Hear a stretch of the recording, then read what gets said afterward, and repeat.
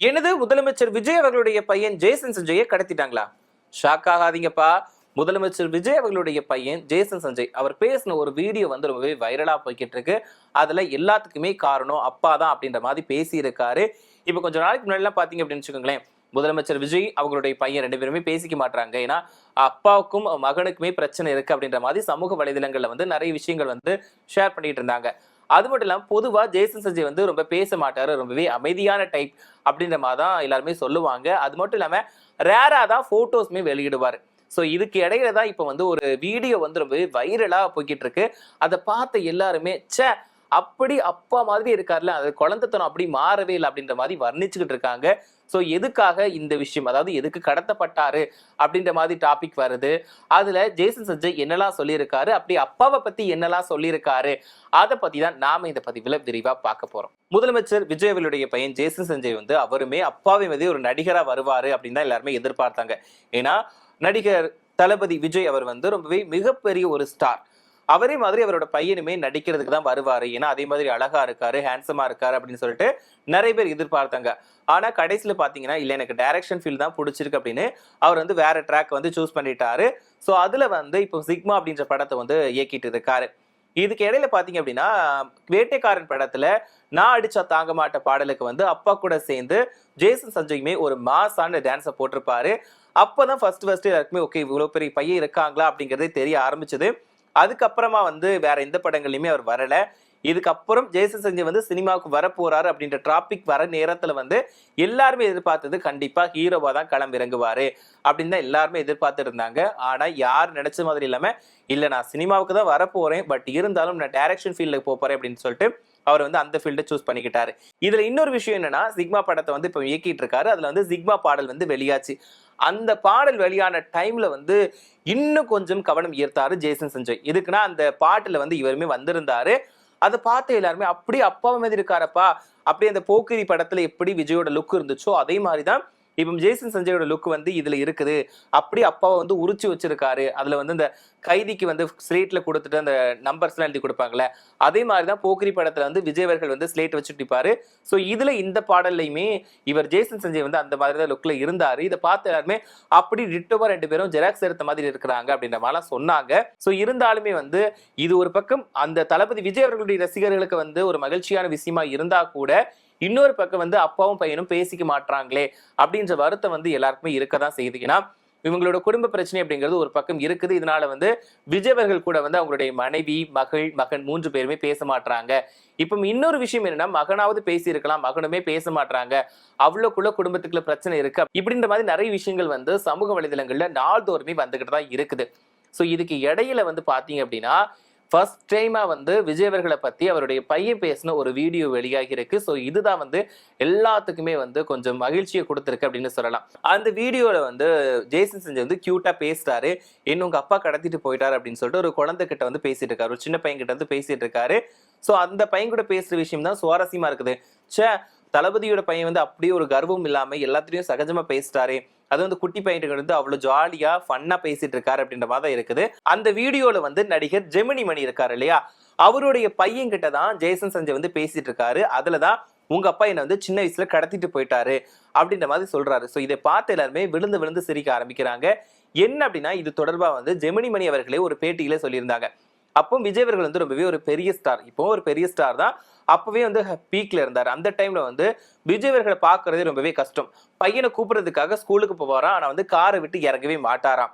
Security அவர்கள் தான் வந்து ஜேசன் சஞ்சயை கூட்டிட்டு போயிட்டு கார்ல ஏத்தி விடுவாங்களாம். அப்போ ஜெமினி மணி அவர்களுக்கு வந்து விஜய் அவர்களை பார்க்கணும் அப்படின்னு ரொம்பவே ஆசை இருந்திருக்கு. எப்படியாச்சும் பாத்துடணும் அப்படின்னு ஒரு ஏக்கத்துல இருந்திருக்காரு. அந்த டைம்ல செக்யூரிட்டி அவர்கள் வந்து கூட்டிட்டு வரும்போது செக்யூரிட்டியை தள்ளி விட்டுட்டு இவர் ஜெமினி மணி அவர்கள் வந்து ஜேசன் சஞ்சயை தூக்கிட்டு ஓடுறாராம். ஓடுறதை பார்த்து எல்லாருமே வந்து ஷாக் ஆயிட்டாங்களா, யாரோ கடத்திட்டு போறாங்க அப்படின்ற மாதிரி ரொம்பவே பதறி போயிட்டாங்களாம்.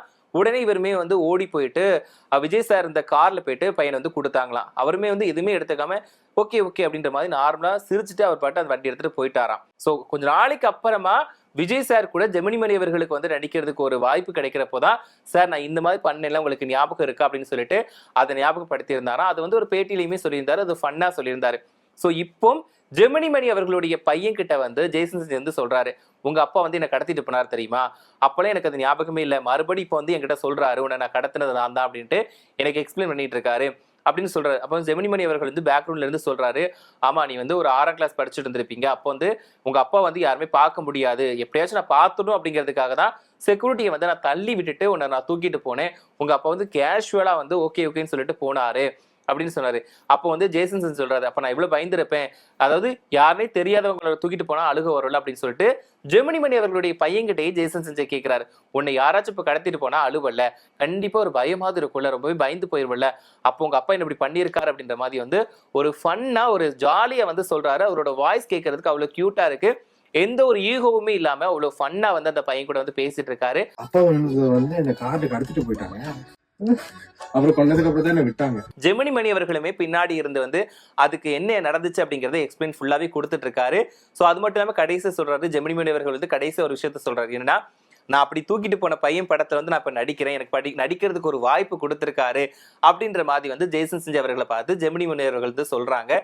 சோ இந்த வீடியோ பார்த்து எல்லாருமே வந்து ச்சே எப்படி இருக்காரு, தளபதியை மாதிரி அவரோட பையனும் இருக்காரு, எல்லாரும் சொன்னாங்க அப்பா பத்தி பேச மாட்டாங்க, அப்பாவும் பையனும் வந்து பேசிக்க மாட்டாங்கன்னு சொன்னீங்க, ஆனா இப்போ வந்து அப்பாவை பத்தியே பையன் பேசியிருக்கான் அப்படின்ற மாதிரி வந்து பேசுறாங்க, கண்டிப்பா 2 பேருமே சேர்ந்துருவாங்க, எப்படினாலும் அப்பா பையன் 2 பேருக்குள்ளே உள்ள பாண்டிங் வந்து அப்படியே தான் இருக்கும் அப்படின்ற மாதிரி சொல்லியிருக்காங்க. இப்படி ஒரு தரப்பினர் வந்து விமர்சனங்களை முன்வச்சாலும் இன்னொரு தரப்பினர் வந்து என்ன சொல்றாங்கன்னா, அந்த வீடியோ ஃபர்ஸ்ட் ஃபுல்லா கேட்டீங்களா, அந்த வீடியோல என்ன சொல்றாரு, உங்க அப்பான்னு தான் அந்த சின்ன பையன் பேசுறாரே தவிர எங்க அப்பான்னு எந்த இடத்துல பேசவே இல்லை. ஜெமினி மணி அவர்களுடைய பையன் கிட்ட வந்து உங்க அப்பா என்னை கடத்திட்டாரு அப்படின்ற மாதிரி தான் பேசியிருக்காரு ஜேசன் சஞ்சய், எங்க அப்பா அப்படின்றது எந்த இடத்துலயும் அவர் பயன்படுத்தவே இல்லை, இதனால நீங்க வந்து சும்மா சும்மா இஷ்டத்துக்கு வதந்திகளை பரப்பாதீங்க. அந்த வீடியோல ஜெமினி மணி அண்ட் அவருடைய பையன் ஜேசன் சஞ்சய் 3 பேரோட கான்வர்சேஷன் தான் இருக்குதே தவிர அதுல முதலமைச்சர் விஜய் அவர்களை பத்தின எந்த ஒரு டாபிக்குமே இல்லை.